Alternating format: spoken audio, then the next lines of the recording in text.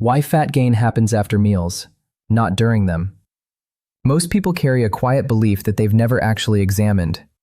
They believe fat gain happens the moment food touches their lips. The second a meal arrives at the table, something shifts in the mind. A large plate brings guilt. A smaller one brings relief. We picture the body working like a machine. Food goes in, fat comes out, and the decision is made before the fork is even set down.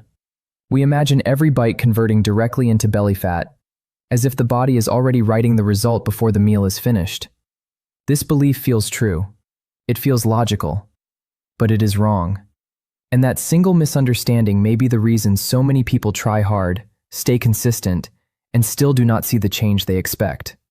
Fat gain does not happen while you are eating. It happens after.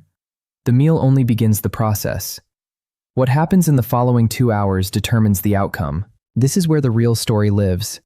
In a window most people never think about, during a period they cannot see or feel, while they have already moved on with their day.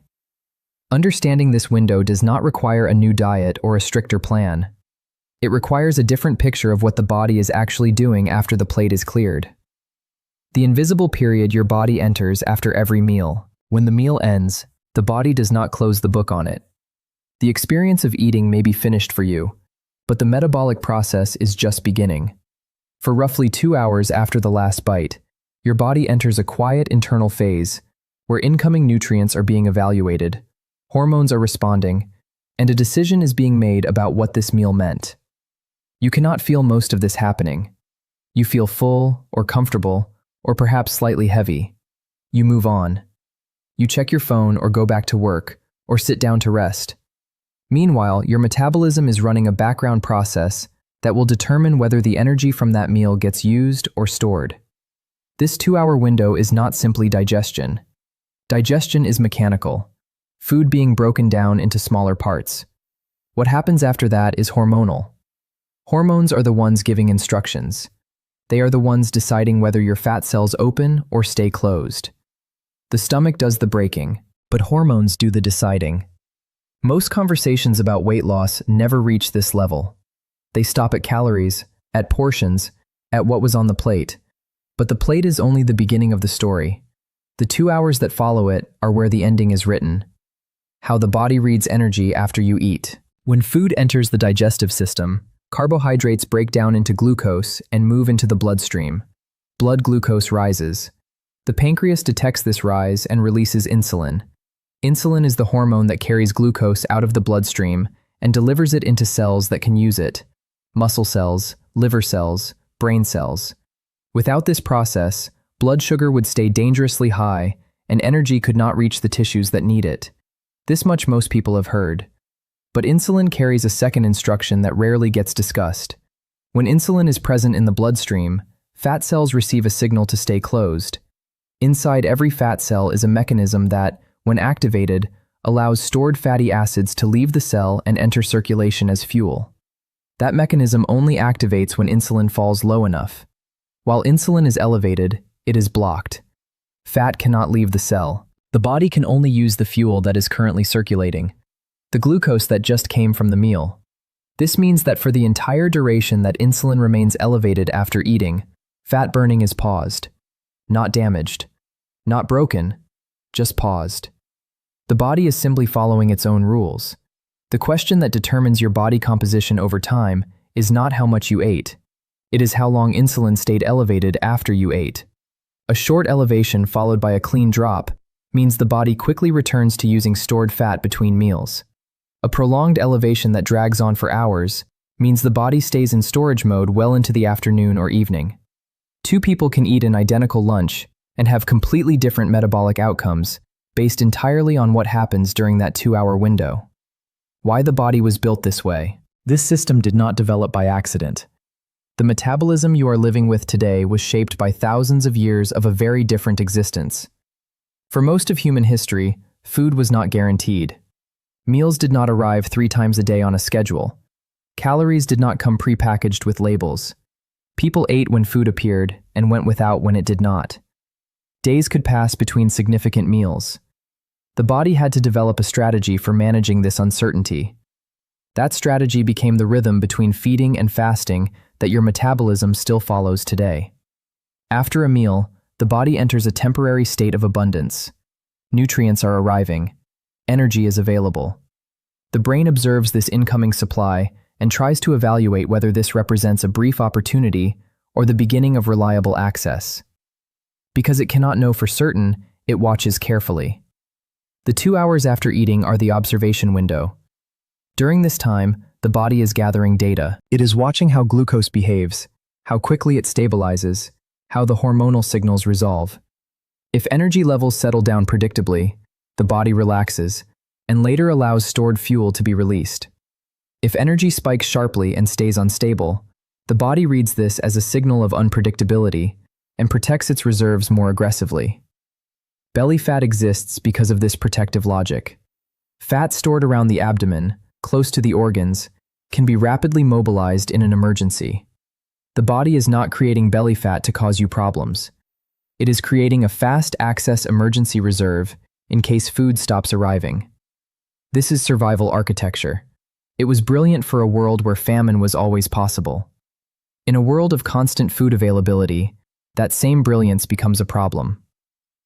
The signals your body is already sending you. The post-meal window has a way of making itself known, even when you are not paying attention to it.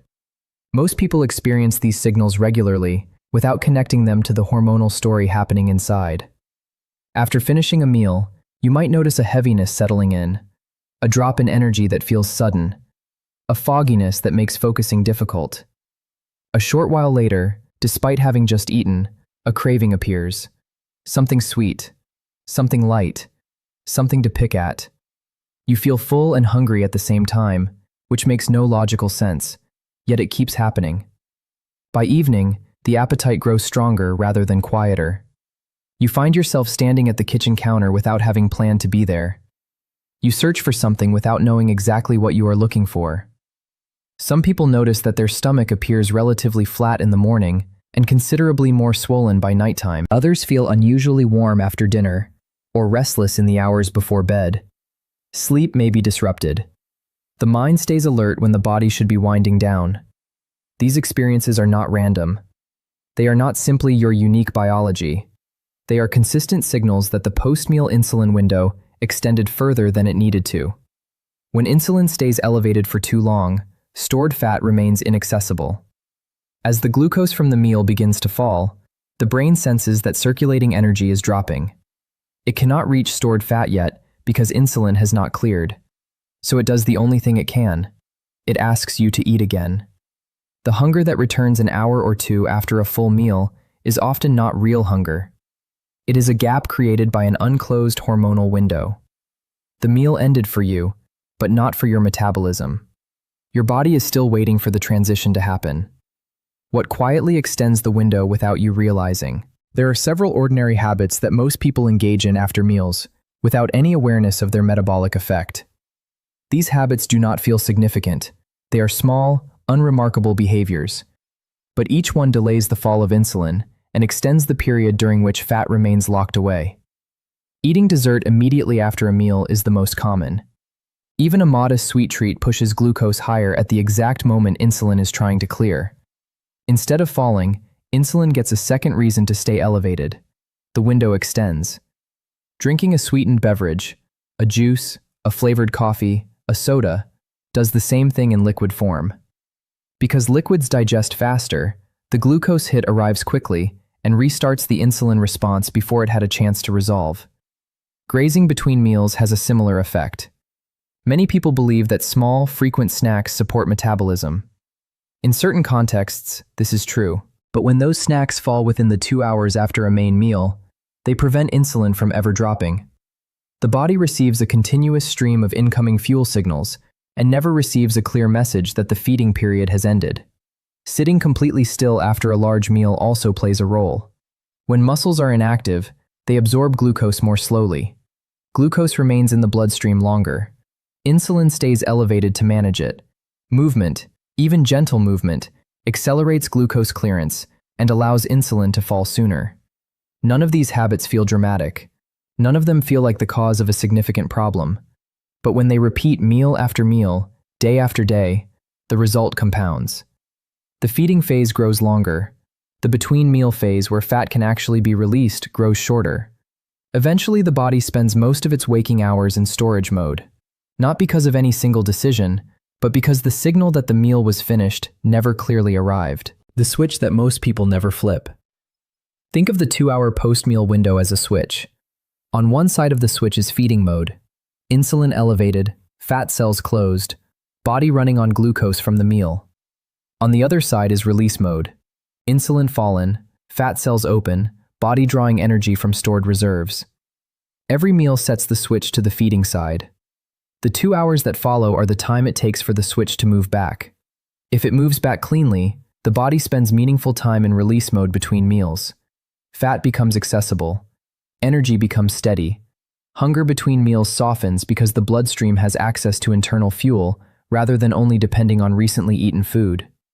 If the switch never fully moves, if insulin stays elevated through the evening because of desserts and snacks and sitting still, then release mode never happens. The body stays in feeding mode almost continuously. It stores during meals, and then, instead of releasing between them, it waits in a kind of holding pattern. When glucose eventually drops and insulin has not cleared, the brain panics mildly and drives hunger again. The person eats, insulin rises again, the switch stays locked. This is why some people feel completely dependent on food throughout the day. Not because they lack willpower, not because their metabolism is broken, but because the hormonal switch has not been allowed to move. The body has enormous stored energy sitting in fat tissue, but it cannot access it. The belly grows not because of excess eating alone, but because the release phase keeps getting canceled before it begins. What happens when the window closes properly? When the post-meal window resolves the way it was designed to, the experience of the body changes noticeably. As insulin falls below its threshold, an enzyme inside fat cells activates. Stored fatty acids begin moving out of the cell and into the bloodstream. Muscles, organs, and the brain start using this fat as fuel. Energy stabilizes rather than rising and falling unpredictably. The sharp afternoon slump softens. Cravings between meals decrease because the body is no longer dependent on incoming glucose to function. Hunger returns at a natural rhythm, at the next mealtime, rather than bouncing back an hour after eating. This transition is the body working exactly as it was designed to work. It is not a special metabolic state that requires special effort to achieve. It is the normal resting state of a body that has been allowed to finish its hormonal cycle after a meal. The reason many people never experience this is simply that they never give the 2-hour window the conditions it needs to close. Not because they are doing anything dramatically wrong, but because small, habitual behaviors keep extending it just enough to prevent the switch from flipping. The result is years of feeling dependent on constant food, of energy that spikes and crashes, of belly fat that stays no matter how carefully the diet is managed. The problem was never the meal. The problem was the unclosed window after it. Small adjustments that help the window close. The changes that support a properly closing post-meal window are small enough that they barely feel like changes at all. They do not require eliminating food groups, counting numbers, or restructuring the entire day. They are behavioral adjustments that send the body a cleaner signal. The first and most effective is gentle movement after eating. A 10-minute walk after a meal allows muscles to absorb circulating glucose directly, without requiring insulin to manage all of it. When muscles are actively taking up glucose, the blood sugar rise is smaller, and insulin does not need to stay elevated as long. The window closes earlier. This is not exercise in the traditional sense. It is not about burning calories. It is about using the metabolic moment correctly. A slow walk around the block, up and down the stairs, through a neighborhood. This is enough to change the hormonal story of the meal. The second adjustment is patience before adding more food. When a dessert or snack follows immediately after the meal, the insulin signal gets extended before it had a chance to begin falling. Waiting roughly 90 minutes before adding anything more gives the body time to process the first meal and allows the hormonal response to calm. This is not deprivation. You are not denying yourself the dessert. You are choosing the timing of it in a way that allows the body to close its window first. The third adjustment is awareness of what happens in those 2 hours. Even small tastes, a piece of chocolate, a few bites of something, a sweetened drink, can restart the insulin signal and reset the window. The body does not distinguish between a full snack and a small taste in terms of the hormonal response. Glucose is glucose. Insulin responds to all of it.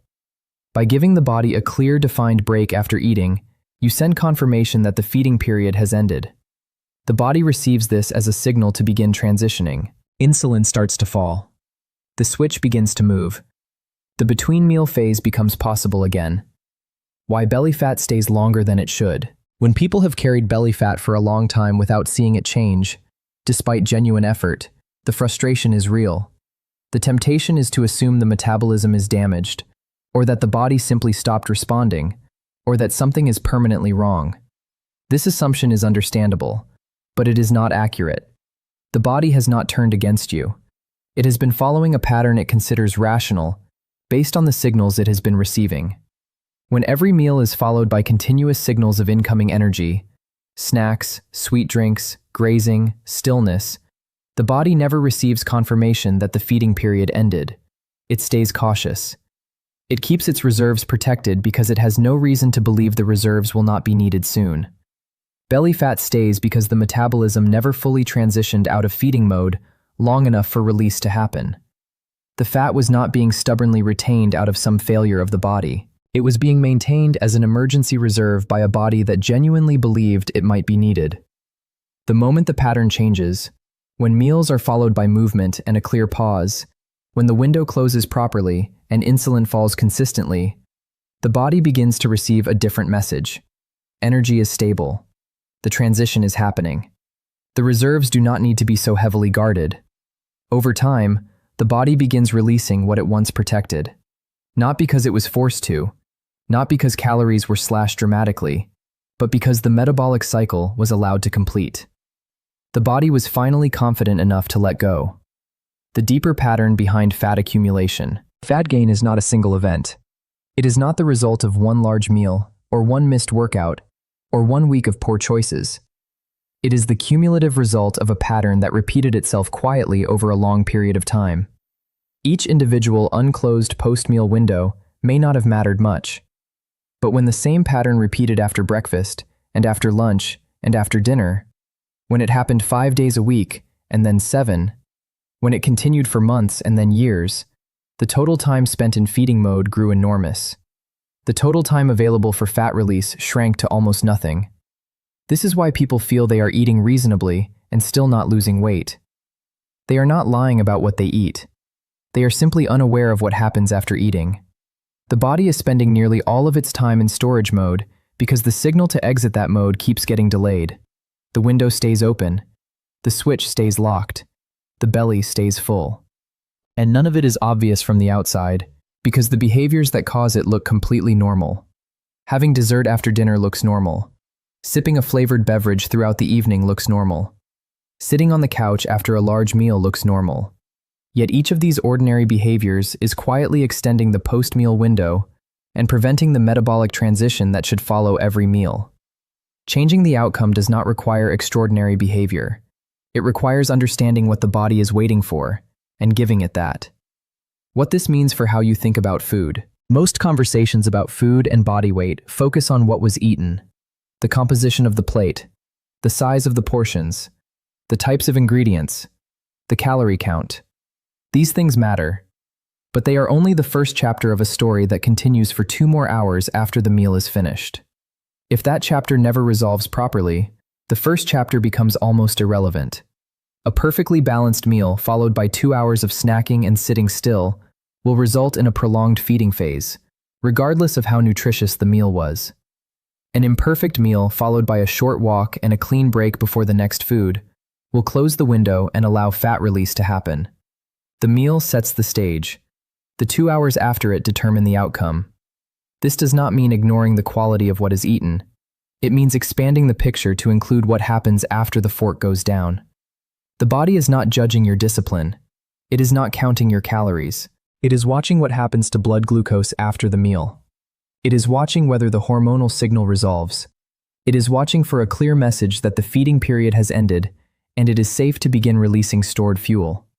When you provide that message consistently, the body responds consistently. The belly fat that has stayed begins to move, not because something dramatic changed, but because the body finally received the signal it had been waiting for all along. Closing thought. Fat gain was never really about the meal. It was about what the meal triggered, and whether that trigger was allowed to resolve. For years, the conversation has been stuck on plates and portions, and willpower and restriction. But the real mechanism is quieter than any of that. It lives in a 2-hour window that most people pass through every single day without a second thought. Giving that window the conditions it needs to close, a short walk, a patient pause, a clear break before the next bite, is not a revolutionary act. It is a small shift in timing that sends the body a message it was already designed to respond to. And when the body receives that message consistently, it does exactly what it was always built to do. It stops protecting. It starts releasing. The belly changes not because you fought it, but because you gave your metabolism permission to finish what every meal was always meant to begin.